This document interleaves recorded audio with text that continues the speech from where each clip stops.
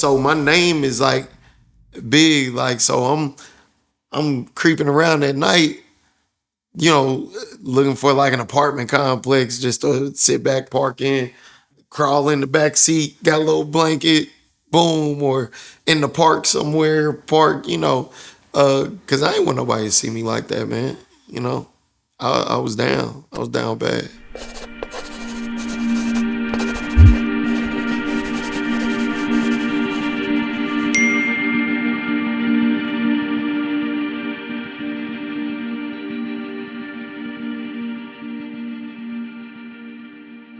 Man, I know I was probably a kid. It was probably one of them little birthday parties at Chuck E. Cheese.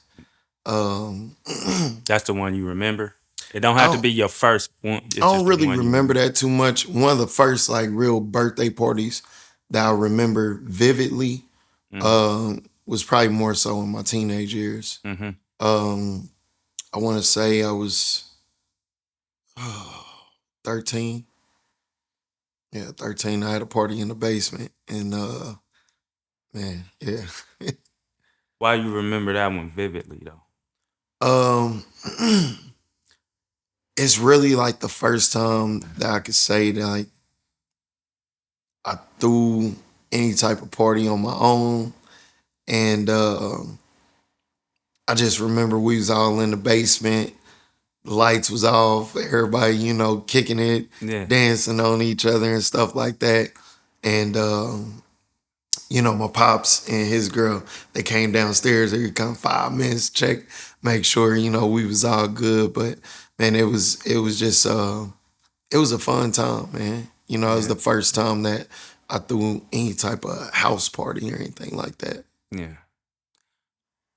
How did the party of your life start though? Meaning the Mm. beginning of your life, your household and all of that. Uh, my party of my life, I say it started off good. Um, of course, my mom and my dad were married when they had me. So uh, they had me, they got divorced probably when I was 3. Um, After that, I pretty much stayed with my pops. And man, but I had a good, solid upbringing.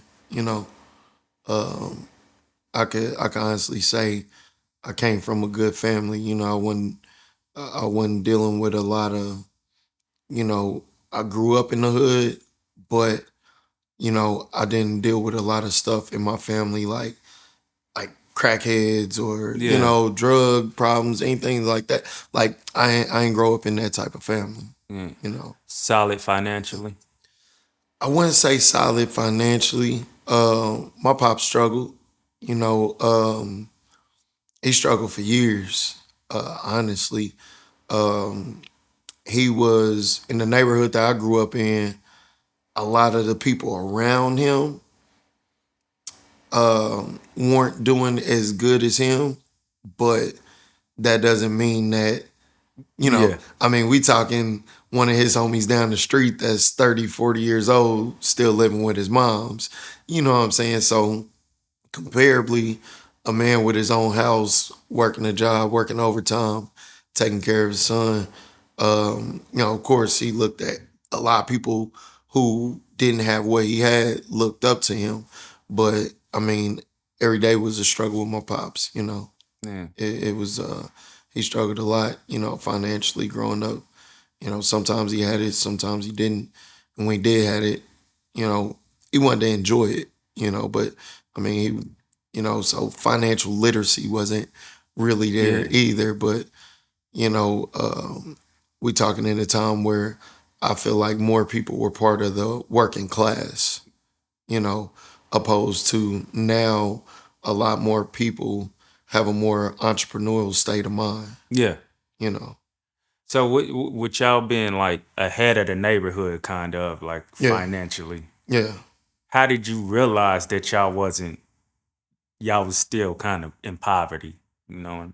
Uh, Man, I mean, it was times our lights got cut off. We had to run the house off a generator. I mean, it was times where I mean, I saw the bills on the table, past due bills, everything like that. I was around my dad. It was times where he had to borrow money from my grandparents and things like that. Him and my mom were constantly going back and forth to court, over child support, over custody, everything like that. So financially, when you're pouring all this money into legal situations, it makes things hard for you. You paying a lawyer at this time, we talking the 90s on through the early 2000s, anywhere between three, four, five, six, 700 a month, Yeah. depending on what that lawyer is charging you. So that extra bill was like really, you know, that took a toll on them, you know. Did you understand that then though, or you were you looking like what's going on? It Or, took me a while to understand that, man. To be honest, I mean, I didn't understand. I understood how good I had it because I saw that I had things in the neighborhood mm, that other kids didn't have. Like Christmas came, I had the new Super Nintendo. yeah, I yeah, go down the street, my boy down the street ain't got it, you know what I'm saying? And it's a house full of kids and everybody from the block is coming up to my house to get on the game and play.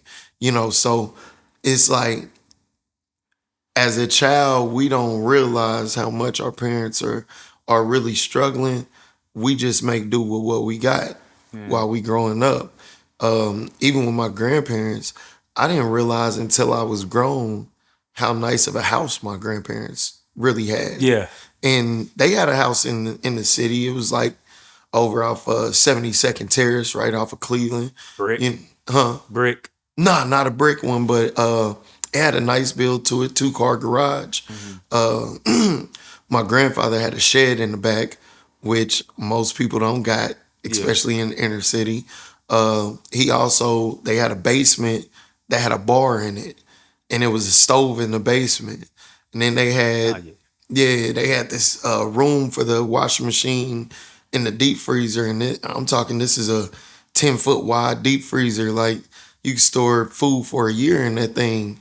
And then my grandpa, one of his back rooms, he had a jacuzzi in his back room. He had a sauna room. He had a treadmill, things like that. And I didn't realize till I grew up, like, man, my grandpa had a Yeah. he had a sauna in the crib. He had a jacuzzi in the crib. Like that's when I realized, like, damn, my grandparents, they was doing their thing, and me and my dad, I was on 49th and Agnes.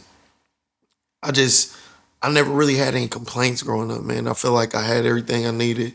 I wasn't necessarily into shoes and clothes and stuff like that. Later as I grew, I got more into that fashion, but I didn't really care about too much like the materialistic stuff. I mean, I was a kid growing up and I felt like I had what I need. I ate dinner every day. I had a game.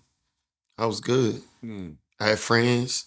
So, you know, Did you feel a need to with it being with everybody not really being up to y'all level as far as like the things that they had or whatever? Did you feel the need to embrace the other kids and give them something else, give them something to do? not really, man, cuz you know, when me and all my friends we kind of met up, it wasn't really about the things that I had, or at least I never felt that way. Yeah, I mean, I might have a brand new football. I didn't really care if, like I wanted us all to play, we always used to go down the street and play basketball. I had multiple water guns. So when we came outside, I'm like, hey, here, Tony, you take this water gun. Dre, you take this water gun. Now yeah. we all having a water gun fight.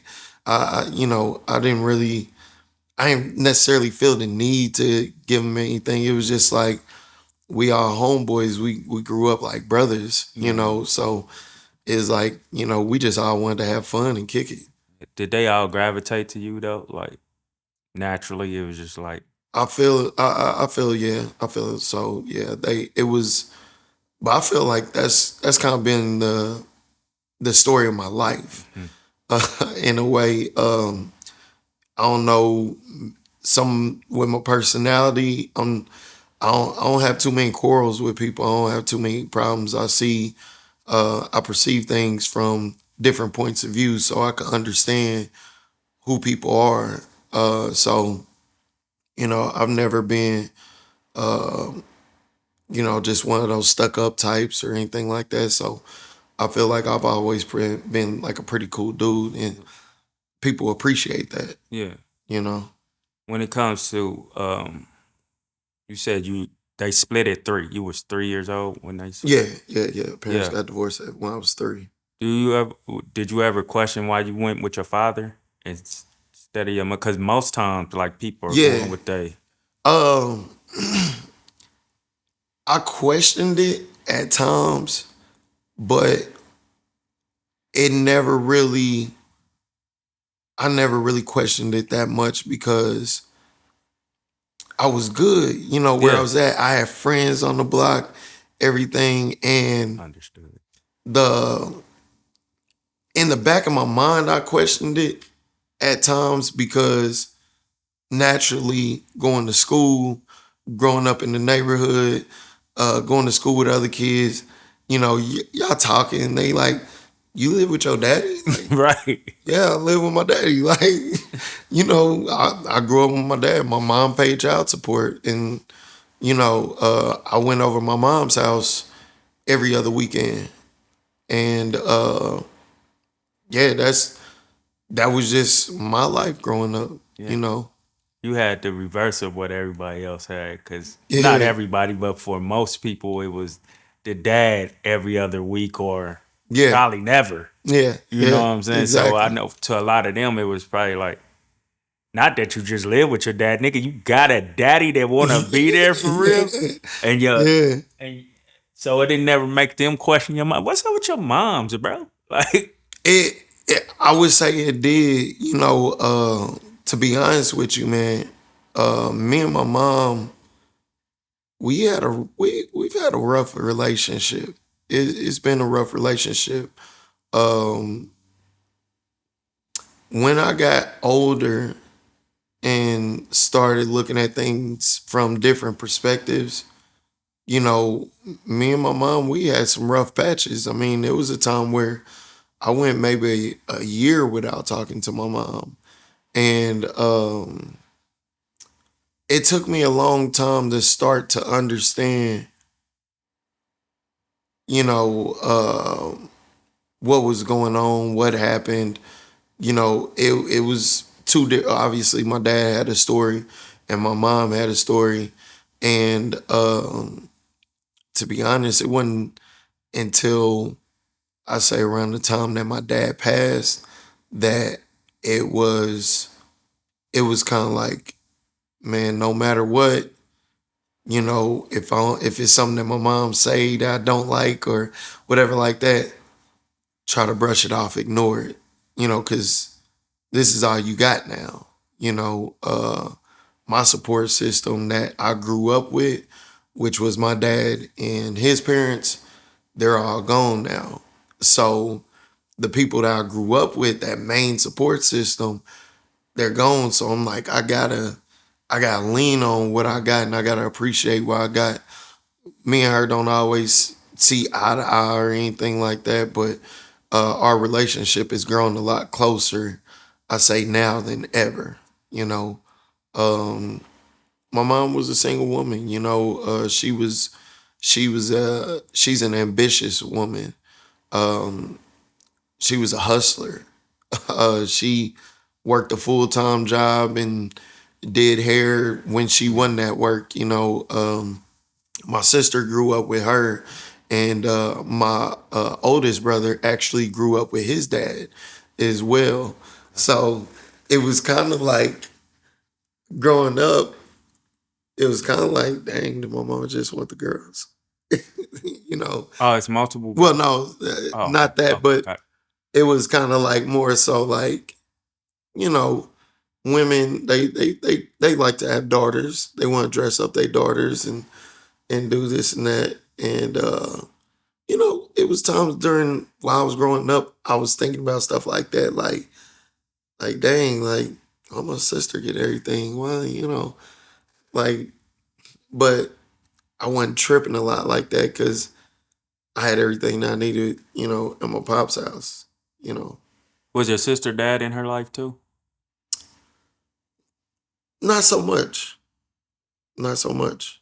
Um, like my sister was, I mean, she lived with my mom, lived with my mom.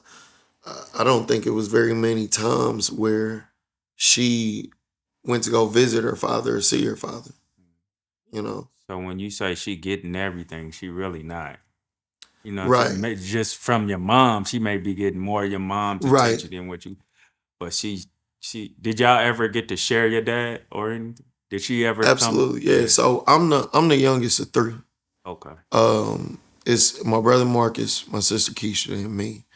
Um, while my parents were married, my mom already had those two kids when she got married. So, my dad, he married her already having two kids, Got it. accepted them, and but like I said, they got divorced when I was three. So it was like, growing up with my brother and sister, it wasn't how a lot of other people grew up with their brothers and sisters, maybe in the same household or kicking it with each other all the time. Like my brother grew up with his dad, so it's like now anytime I get to see my brothers, I still get excited like a kid, Yeah. because he's always lived with his dad. I didn't get to talk to him all the time. I would when I would go to my mom's house and I knew he was coming over, I'd get real excited because I'm like my big brother, like, I get that. But we didn't get to all have a real close knit relationship like I would love for us to have when we was younger. And yeah, I mean, even now, like I could tell you, like I'm not like the biggest family oriented person. We don't have Sunday dinners. We don't have a lot of family gatherings. I mean, we might get together for the holidays and then, all right, talk to y'all later. Is that something you want or is it something you avoid? I would say it's something. I could say it's something that I wanted, but I felt like I went so long without it as a kid that I'm just used to it. It's just like even now, like me and my family, we get together for holidays, but I don't talk to my cousins all the time. We don't kick it. We don't hang out like that. Like I got a cousin, like my dad's side of the family is mainly who I grew up with. So I got one female cousin on his side and two male cousins on my dad's side. Mm-hmm. Um, my female cousin, I probably talk to her the most, and that's probably maybe once a month or something like that. Um, my male cousin, one of them lives in Japan. I couldn't tell you the last time I talked to him. And then my other cousin I grew up with, he stays in California. And I could say we talk about once a month or so as well. Just phone conversation, check in on each other and everything. Um, my dad was the only boy out of four kids. Okay. So um, well actually no, his he was one of the boys. My grandpa had another child outside of Yeah. marriage, but that was an uncle that we didn't see like that either. So, I mean, I knew my family. I grew up with my family, spent the night on my auntie's house and stuff like that, but it wasn't really like a all the time thing. Like, they didn't, I don't feel like they kicked it a lot as brothers and sisters and stuff. Are you the one always the first to leave the family gathering or the party or the one kind of like shoving it off? To be honest, throughout my time, I've kind of always been like, I say as I got older, I probably shoved it off more, if anything. Mm. Um, I've never really orchestrated. I say here lately, I've been trying to orchestrate, and I think that has a lot to do with like when my dad passed. I'm trying to, you know, orchestrate these things like, hey, y'all come over to my house for Thanksgiving, and because my dad was everything to me. So when he passed, it's like, man, I ain't got a lot of time with the people that I love. So I gotta start, being more proactive when it comes to a lot of these things. So is this just your dad's side you orchestrating it with? No, both sides, Both dad's sides. and mom's side. Yeah, I've been last couple years. I've been doing like Thanksgiving dinners at my crib and just being open and inviting people from both sides of the family Mm. to come. How old was you when your father passed? This was actually just like 5 years ago. Yeah, so it was uh it was real tough for me because it was like I was in a rough spot. Um and I was just getting out of a rut financially, and I was dealing with a lot of stuff, life wise, when it came to relationships, when it came to friendships with people. And when my dad passed, it was like I was just starting to get on my feet. I remember before he went to the hospital and didn't end up coming back home, I had just moved into this new crib. And I remember he came over and I moved out of my apartment that I stayed for at a year. Year before that, I was in the streets. I had nowhere to live. And when I moved into the house, my dad walked in. I seen the smile on his face, and it was like, "Yeah, you good now. Mm-hmm. You straight." And that just let me know that he knew I was good and I was all Yeah. right. And shortly after that, his health started declining. He went to the hospital. He had numerous things going on with his health, and yeah, he ended up passing away wintertime, January, shortly after New Year's. And yeah, it was just a hard time for me because even now, with all the things I'm accomplishing, it's like, man, that was my road dog. I wish he was here.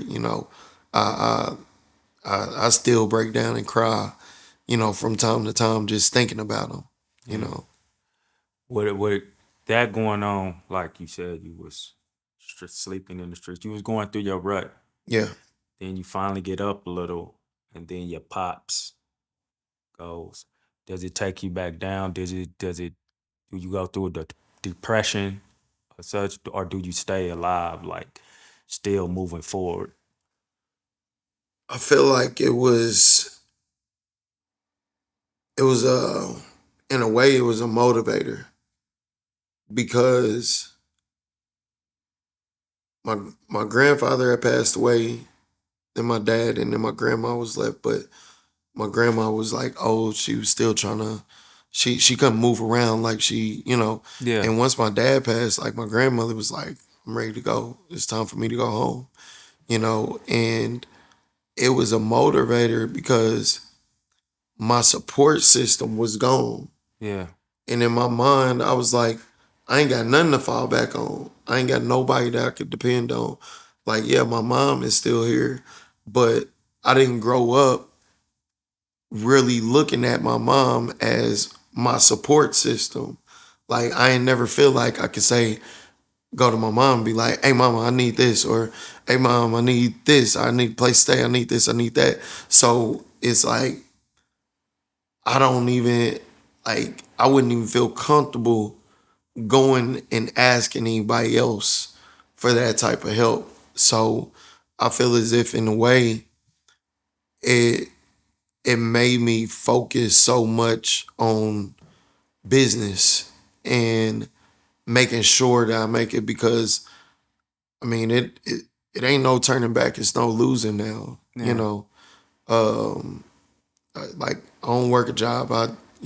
Every day that I wake up, I'm trying to figure out how I'm gonna get it. yeah. you know, how I'm gonna survive, how I'm gonna stack this money, how I'm gonna build my brand and continue to grow. Sleeping on the streets, what did that look like? Uh, it was a couple weeks, and I was I had a DJ name.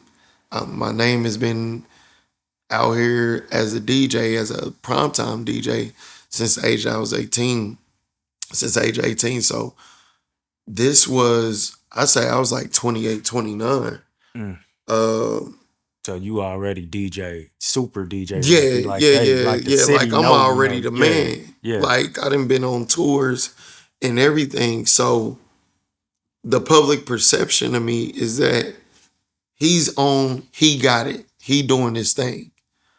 But in reality, it's like I'm struggling, I'm down bad, I'm keeping on a smile when I want to cry. But I can't let the people see me like that because I want them to see, for whatever reason, I want them to know that, hey, I'm okay. Because I feel like everybody going through something. I mean, I slept in the back of my Tahoe for about 2 weeks. I was going to Quick Trip to wash up, going in the bathroom, warming up the towel, getting some soap, trying to wash up and stuff like that. And it was hard because I had a bag of clothes in the back of my truck.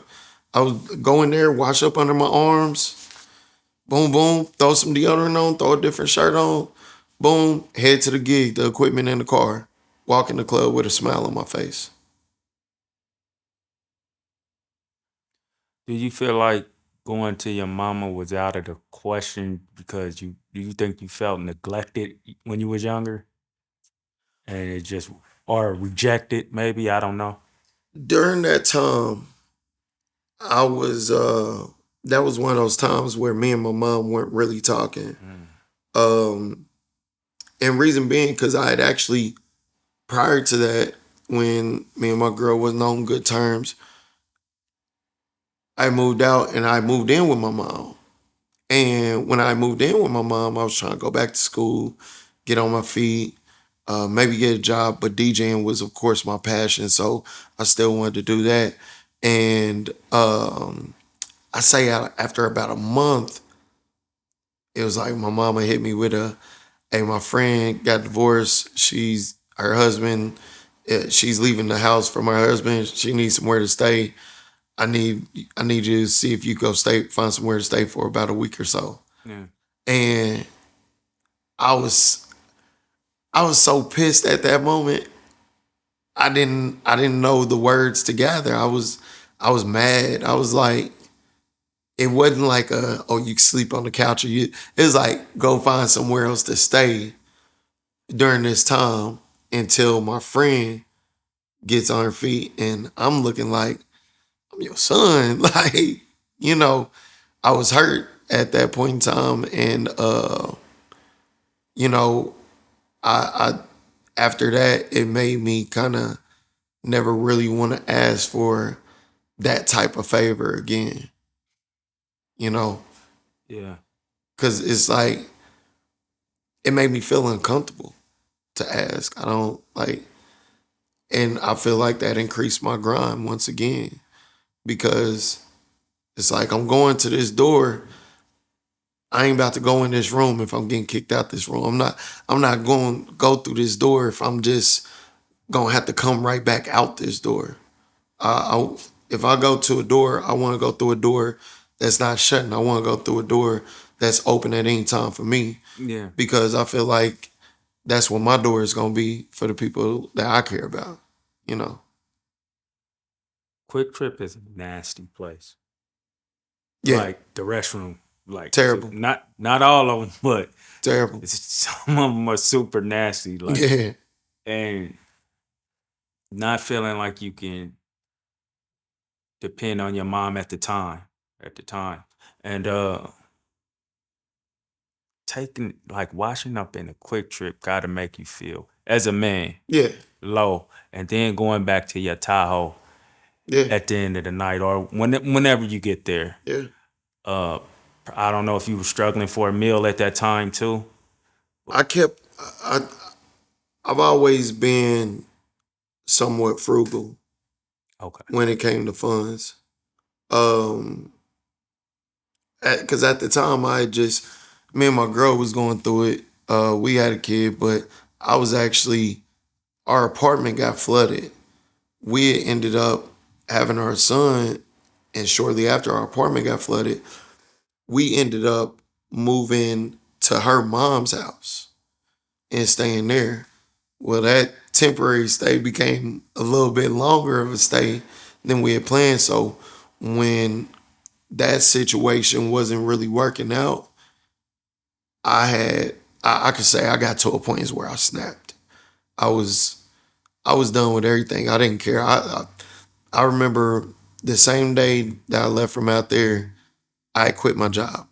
Me and her was arguing that morning, and I walked into my job. My job had just transferred me to another location that I didn't want to work at because it was further away from where I live. So it was a further commute. I'm commuting 10 minutes, and I'm doing good over here as a manager. And boom, I'm over here. I'm like, no. Me and her going through it. I was like, I'm done. I'm done with everything. I quit my job. I left over there. And I said, you know what? I don't care where I stay, but I'm gonna figure it out. Mm. Um, After about 2 weeks, I went to go stay with my dad. My dad had remarried at the time. Me and his wife didn't really, we never really hit it off like that. She was cool, but when I moved back, it was like I didn't feel welcome. My dad was cool with it, but Yeah. you know, and when that happened, I was like, man, I gotta take my grind into overload. Like I gotta go into overdrive with this stuff. I gotta figure something else. I quit my job. I didn't want to go work for another job, another place. I wanted to DJ, and I've always been DJing. I said this gotta work this time. So uh, I stayed at my dad's house for about 2 weeks. My auntie, my dad's sister, she calls me. A guy who she's friends with owns Firelight. They call me and they was like, well, we looking for a Thursday night DJ. All right, that's cool. How much y'all paying? The pay ain't that much. And I'm going from a DJ that's getting paid at the time, good rates were $300 to $400 a night. They tell me, man, we got 125. I ain't got no every Thursday gig. I ain't got no money. I I'll take it. Mhm. Did that for about 2 weeks. I had a couple other gigs come along. Saved up like $600. My homeboy Riddle calls me. Hey, my apartments is doing a special. It's half off first month's rent if you still looking for a spot to stay at. So I said, all right, because he got half off his rent by recommending me. Yeah. So I go in and the deposit was 300, rent was 600. Since it was half off rent, it was 600 altogether. Everything I had, boom, moved out. I said, Dad, I'm about to move. Found me an apartment. And from there, just been grinding. I was working at the Yum Yum.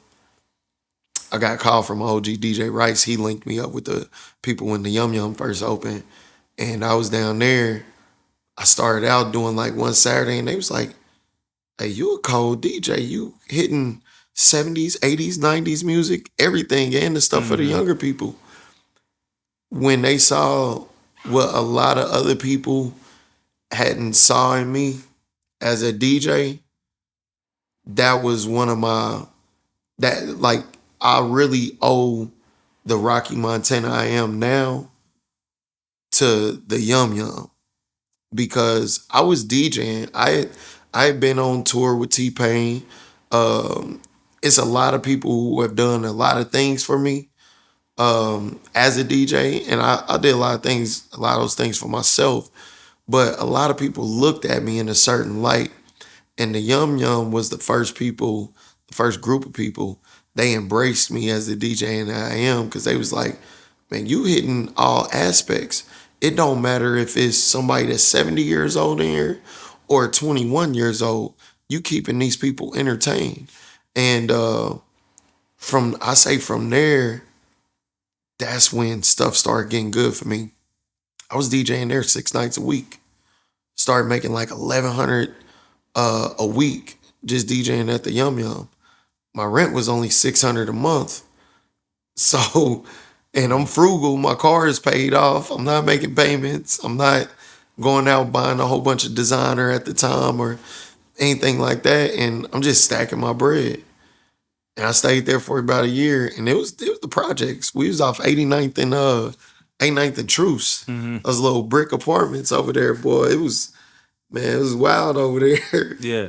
But I just stacked up my money and I felt like that put me in a space to become even more financially literate. I was frugal, but I didn't really know how to make money and how to invest money. And staying in that apartment when I first moved in, I bought a bag of fish, I bought a bag of salad, I bought a dozen eggs, a loaf of bread, and a roll of sausage. And like a box of Roman noodles. That's all I ate for like 2 weeks straight Mm-hmm. because I was like, this, I could go to the store and spend 30, 35 bucks and I got enough food. I ate Roman noodles every day for lunch. I had a breakfast sandwich every day for breakfast. And I ate fish and salad and rice, the little dollar rice packs. I ate that for dinner every day. For like 2 weeks straight.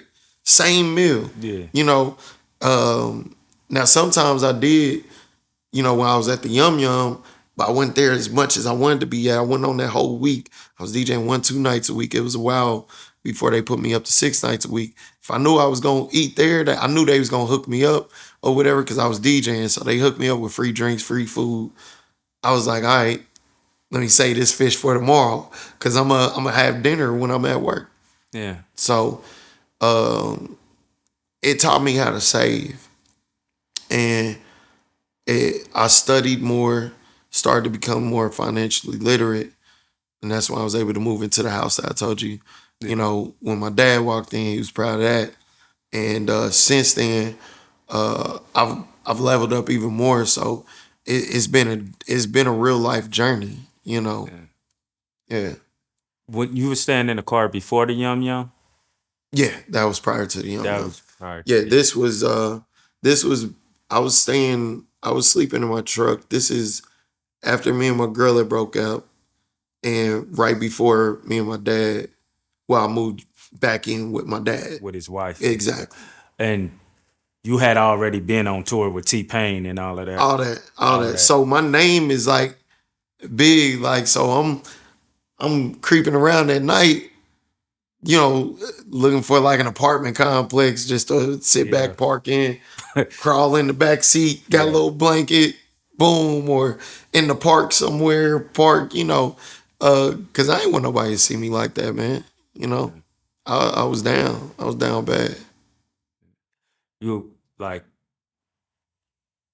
you said you didn't want to cry in front of people and them to see you like that, but at the end of the day, when you go back into that truck, the back of that Tahoe or wherever you were sleeping in there, I know you had to cry Yeah, and like, why is this happening to me type deal. yeah, Like, that was my reality. Uh, you know, but it was like I felt like when I'm in front of these folks, when I'm in front of these people, like a lot of people look up to you when you in that light, and it took me a while to realize it, because my girl used to always tell me, you need to stop moving around like you regular. I'm like, I am regular. I'm just like, what makes me bigger than this person over here? But as you elevate and as you grow, you'll start to see more things like, like a lot of girls out here be sack chasers and stuff like that, but they see you in that light. They see you DJing all the dopest parties, stuff like that. So they automatically assume, oh, he's getting money. He's doing this. He's doing that. We DJs back in 2018, prior to COVID, DJs weren't making no real money like that. You know, your entry level DJs was making 100, bucks, if that. The bigger name DJs at the time, like myself, or other DJs in our area, 250 to 300. That was the standard going rate. And I mean, to be honest, when you're doing that once or twice a week and you trying to do it full time in a city that's not really, you know, it's not Atlanta, it's not Houston.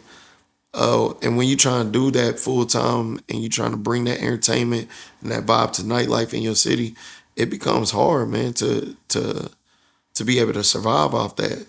But then when you go get a job, you working on their terms.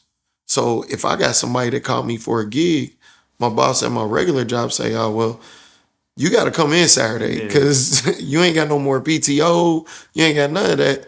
I'm like, dang, I'm about to be sitting here making 12, 13, $14 an hour at the time. And I got these people over here, they willing to pay me 300, 350, to do this gig for 5 hours. Mm. Why am I still sitting here? Why am I still working for these people? How can I take what I'm making this one day and apply that to several days? Yeah. You know, so that's what made me start thinking a little bit more business minded. I started thinking about all the business models that all the companies that I worked at prior to me and how those inner workings worked. Because I didn't graduate college, but I went to school for business management.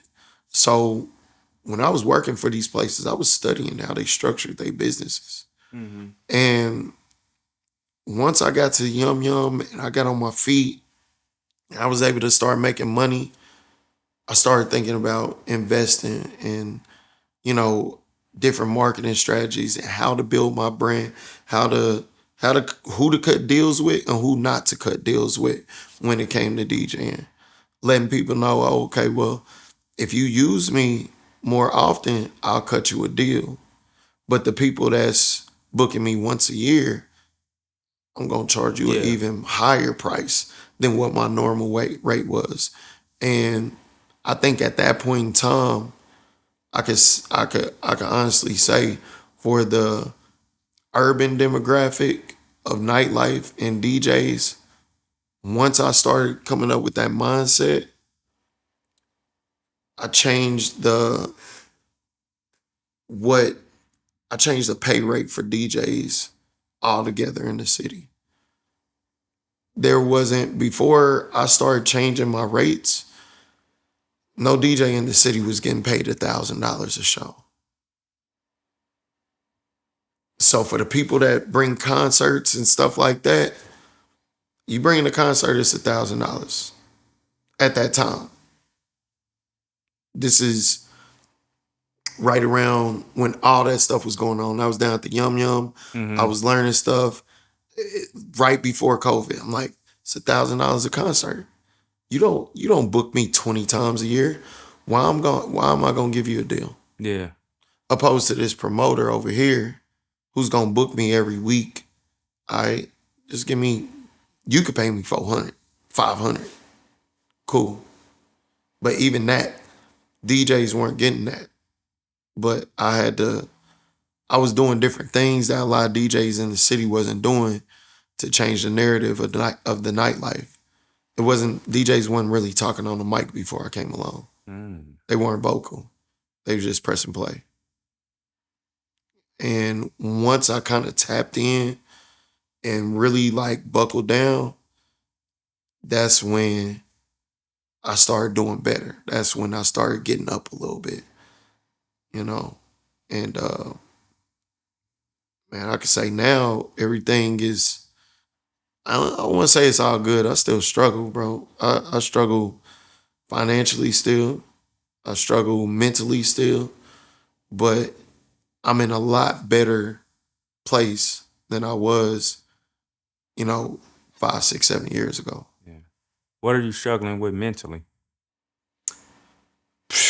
Mentally, it's man, it's always kind of like a mental struggle in the entertainment industry because a lot of people's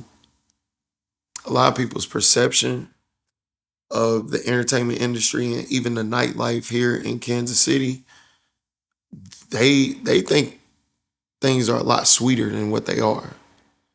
You know, I wake up every day, bro. I don't some weeks I don't know how much money I'm gonna make that week until Thursday comes along. I might not be booked and then get a call Thursday and then 3 gigs come in. So I don't know about that. Like if I'm gonna make money this week. And if I'm not making money this week, what do I gotta get out and do to pay my bills? It's a constant struggle. I got my other businesses, but even those are still getting off the ground and don't compensate me enough for what I need Yeah. and where I'm at to make a livable wage, you know? So it's like, I gotta go hard with this DJ stuff. But when it comes to nightlife, man, it's a lot of fake stuff in the industry, you know, from the local level to the top level. Everything ain't what it looked like, Yeah. you know. Um, everything ain't what it looked like in the nightlife. Like Drake say, meeting all my heroes, like seeing how magic works. Yeah, exactly. A lot of fakeness. You seeing how your mama was on a hustle and stuff like that. It's kind of like you bringing it back. Like you got to have all these different hustles to try to figure it out. Yeah, As far as your, how many kids you got? 5. Jesus, boy, you working. Um, Boys and girls, or just yeah, boys? yeah, Boys. Is it hard for you to be there like your dad was? Or is it you know how your mom was away because she was hustling so much? yeah. Are you kind of connecting to what she was doing in that sense? Honestly, unfortunately, yeah. And I deal with and struggle, with with a lot of things in my personal life when it comes to my kids' moms, and things like that. I mean, you know, some of the women that I have kids by, you know, at the time, these are women that I couldn't tell you 2 things about them. Mm, You know, so I struggle with that from day to day because it's like, I'm in a situation where I gotta, hey, made these kids. Now I'm on child support with this baby mama. And now I'm on child support with this baby mama. And it's like that the entertainment industry, it can be dangerous for the black man, mm, for anybody. Cause a lot of people, like these women, they see you, they see what you're doing out here. Once again, you in the club every night, you doing this gig, you doing that gig, got X amount of followers. He dressed nice, he drive a nice car. I know he got it. When in reality, we don't have. We don't got it. mm, I'm gonna tell you, to be quite honest, I can name very few DJs from here that are up, really up, like actually like up and good. There's nobody here that's well off. mhm, Nobody. And I think people see the light that we in, and they just they attract to that. You know how the It game looks go. attractive. Yeah, It definitely looks attractive. yeah, absolutely. When they don't know, man, we struggling just like the next person. Yeah. Maybe even struggling more. You know, uh, dude that's working at Ford, that's been there 5, 6 years. He good. Yeah. He's straight. Yeah, you might get a shutdown here and there, but you got a paycheck coming. You straight. You working, 40, 50, 60 hours a week. You got something solid. He still may not be straight though, too. Yeah, You know what I'm exactly. saying? Because shit happens to them too, like Exactly. And not saying financial they baby straight, mamas, all but that stuff. yeah, You know what I'm all saying? that exactly. Yeah. It makes it tough, but you know, with me, it's like, hey man, I don't know where my next meal gonna come from. Yeah. I'm As an entrepreneur, I'm playing it day by day, you know. But to answer your question entirely, yeah, I do feel like being so on the go and so on the hustle and when I want to make money, make money, make money, make money. Sometimes I do overly focus on making money and I don't spend as much time as I should with the family, with the kids, doing the things that I could be doing. I used to go fishing with my grandpa and stuff like that, but you know, but growing up, that's all I saw because even though I grew up with my dad, me and my dad didn't always go places all the time. Like I told you, Yeah. my dad was struggling. Like he kept the household together for the most part. It was a struggle, but we didn't go out and do a lot of stuff. A lot of the things I learned when I was growing up, learned how to golf, learned how to fish, things like that. I learned from my grandfather. Mm. So I grew up watching my dad work, grind all the time. Anytime they had overtime, he's putting in overtime. You know, Same thing with my mom's work, beauty shop after that, doing hair, stuff like that. So it's like my mentality is work, work, work, work, work. And it's like I feel like I'm so scared of falling off that I'm scared to turn down opportunities when they come across my table. Sometimes I'm scared. I'm scared to make that sacrifice and say, "Nah, I don't want to take this gig. I'm gonna just chill this Saturday with the kids, with the fam." And I know you can't take nothing with you, but while we here right now, it's like I really be feeling like I can't afford to pass up on no bread or anything like that. Like small crumbs, like I ain't taking no $100 gigs no more, But I I can't afford to pass up 3, 4, 500 bucks, Yeah. Especially when I'm only working 2, 3 days a week. I gotta make sure that I have the money to pay the bills. And even when I'm up and I got the money to pay the bills, I want to keep on feeding that nest egg, keep on putting more money in there Yeah. because I just want to make sure I'm straight. I want to make sure when I'm gone that all my kids are straight, that they straight. I want to make sure that I done built some type of legacy. So, you know, finances ain't something that they got to worry about. Yeah. Legacy is beyond financial, and you Absolutely. probably already know that. And what you saying, your grandfather took you golfing and all that Yeah. stuff, and you realize your father really didn't have time for that. It makes me feel like you realize a part of that ain't all the way cool, Right. because that's something you wanted. Um, like I tell people all the time, and I said this before.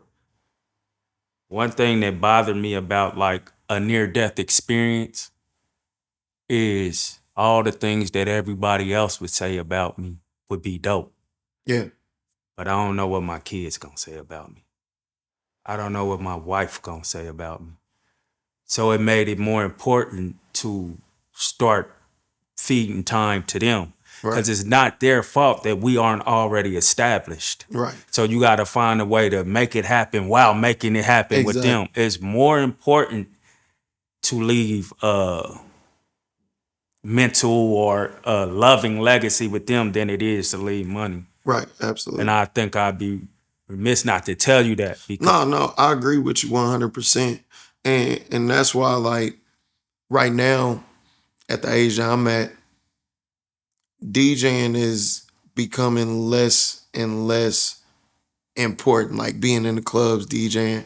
I've been working on building my brand outside of just being in the clubs and building businesses outside of that, because it's like one of my side businesses is almost there to that point where it's, if I'm not working in the club on a Saturday, I'm cool. I ain't cool. made this much off of it.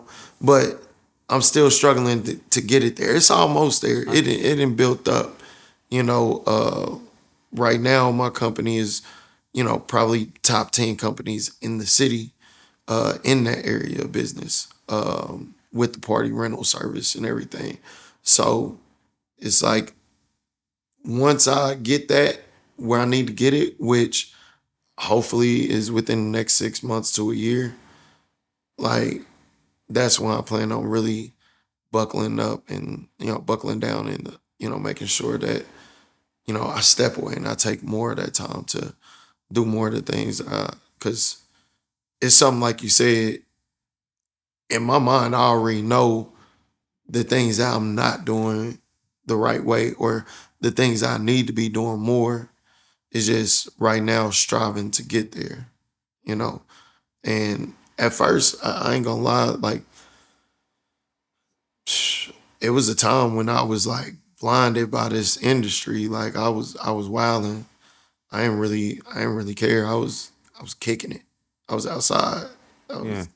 was, but the more that I realized, like, man, a lot of these people don't love you like that. They want to be around you because who you are.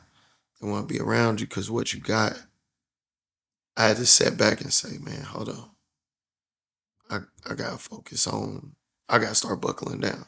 I gotta focus on this. I gotta go get my girl back. I gotta get my family back together. I gotta start trying to be the bigger man when it comes to my other kids and my other situation with my other kids' mothers, and figuring out how can we make this work, Yeah. even if they don't care to make it work. I wanna start moving in the right direction, you know, when it comes to that. Um, it's just sometimes, man, we just strive to be so great. It's like I want to be great. I want to be great. I want to be great. But like you said, we forget to be great for the ones who we really need to be great for. The ones who really don't care about what you got. Yeah, They just want to know what's in here and what's in here. You know what I'm exactly. saying? For that they want to feel that. Um, we talk about that. I talked about earlier that that party they throw on your clothes out. Right, What do you want them to say about Josh, right? right. Josh. Yeah, And what do you want them to say about Rocky? I want them to be able to say, man, whether they know me by Josh or Rocky, I want everybody to know, okay, Rocky he really did his thing. He was a stand up guy. He was a good dude. He took care of business. I want them to be able to say, okay, I want my kids to be able to say, my dad was a good dude. Mhm. I want my girl to be able to say, man, he was a good man. Hopefully, eventually, make a wife, and be able to say he was a great husband. I want them to be able to say good things about me, and more, and that's more so on the Josh side. But on the Rocky side, of course, as a DJ, I want them to know, like, I want people to feel like I was one of the greatest to ever do it. Yeah. You know, because I do. I feel that way. I coming up in the game so long. It was like always humble, humble, humble, humble, humble.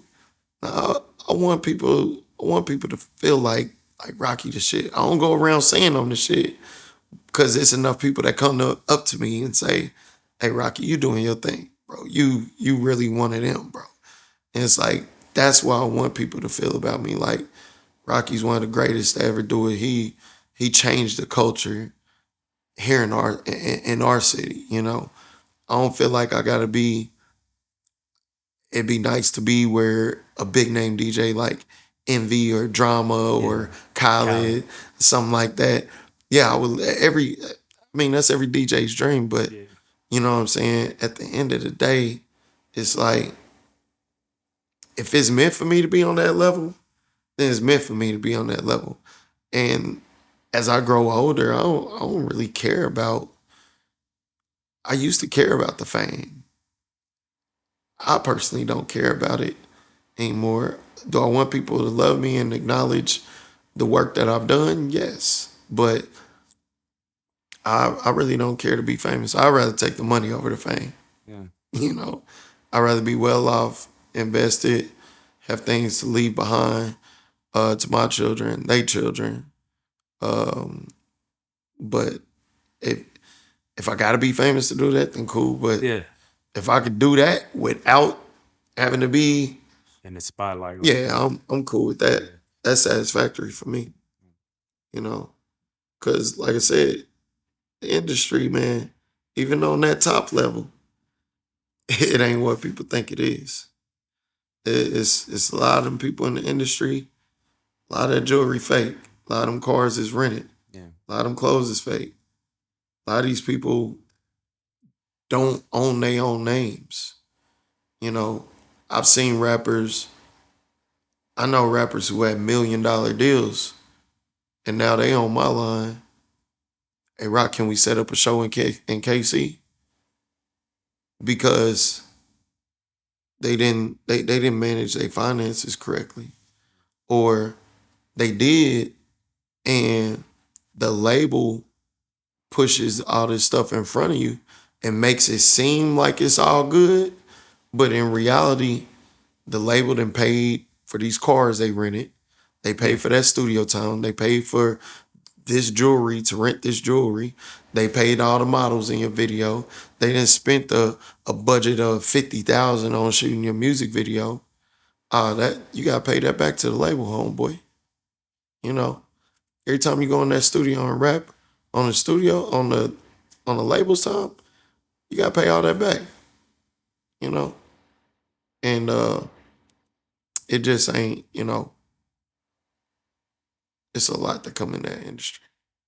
I want to challenge you because there was good and there was great. Yeah. So much to say about your greatness on the Rocky side. Mm. You just said good. You want them to say you were good on the Josh side. I want, and maybe that was a poor choice of words. And you went in depth with the Rocky. Josh, we got to focus on Josh. Yeah, It's your life. yeah. No, I'm you're just right. saying, No, like, you're right. You're right because I've spent so much time living as Rocky. mm.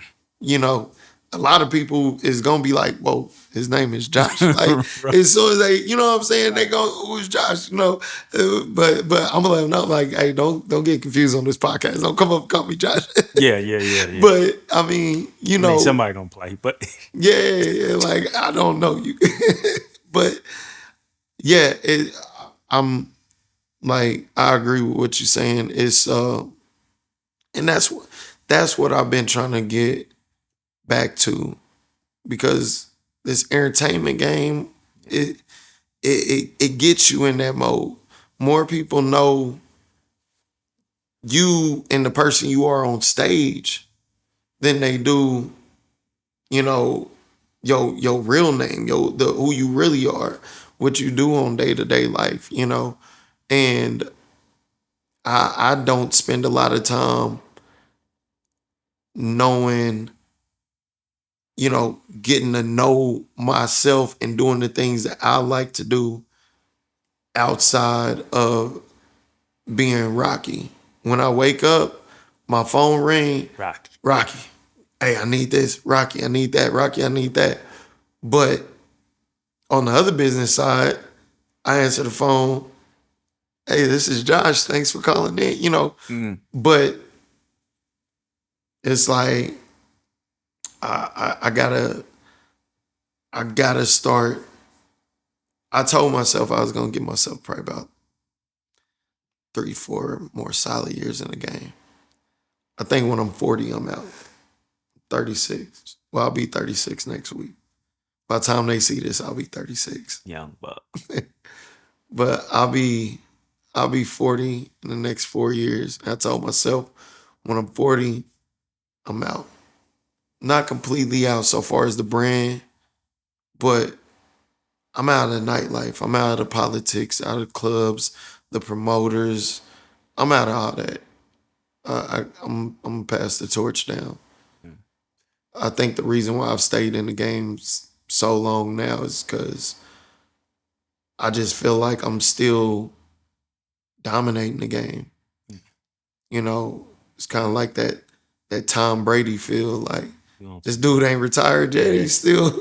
He's still making it to the bowl every year, huh? Like that's how I feel about it. And until I feel like I'm not dominating the game anymore, or until I'm like, okay, it's time for me to, because I mean, by the time I'm 40, I don't want to be in a White's nightclub, not with 21-year-olds still doing the same thing. It's gonna cost a check to get me out at that time. We pray 40 come. We don't know if 40's gonna come. Right. Gotta That's do the real. work now, man. Telling you. But will you leave us marked out with some words? Yeah, man, most definitely. Man, I just gotta say to everybody out there, man, no matter what, you gotta keep going. No matter, you know, if you are religious, if you're not religious, just believe that my belief is that everything in our life is already planned out for us. For the religious people, they always say God's not gonna put more on you than you could bear. So whatever that storm is that you're traveling through, it's gonna eventually stop raining. The sun gonna come out eventually. It don't matter if it rains for 40 days and 40 nights. Eventually that sun is gonna come back out. You're gonna see brighter days. You can't give up. Um and just have faith, man. Have faith things are gonna be better. We all gotta strive to do better as people. We all gotta, you know, start learning to, work together more and build ourselves up, build our communities up, because, once you start losing hope, man, then that's when you see yourself falling down. We all gonna get tested in life. Oh, for sure. You know, you gotta be able to stand strong through that test. Mm. Wanna pray us out? Yeah, yeah, I don't do it too. A lot of times I We pray, take it how we to get it, man. myself. All of it's God. Yeah. But nah, man. Father God, we thank you for waking us up this morning. We thank you for Thank you. allowing us to come on this platform and speak our truths. Yes, Lord. We thank you for allowing us to eat the food that we eat, breathe the air that we breathe. Thank you for continuing to bless us. And we just hope that you continue to love us, continue to watch over us, continue to love us. Yes, Lord. And in your name we pray. Amen. Amen. The goal is to leave a lasting imprint on their minds and their hearts. We pray you've been indelibly marked. Appreciate it. For sure. So.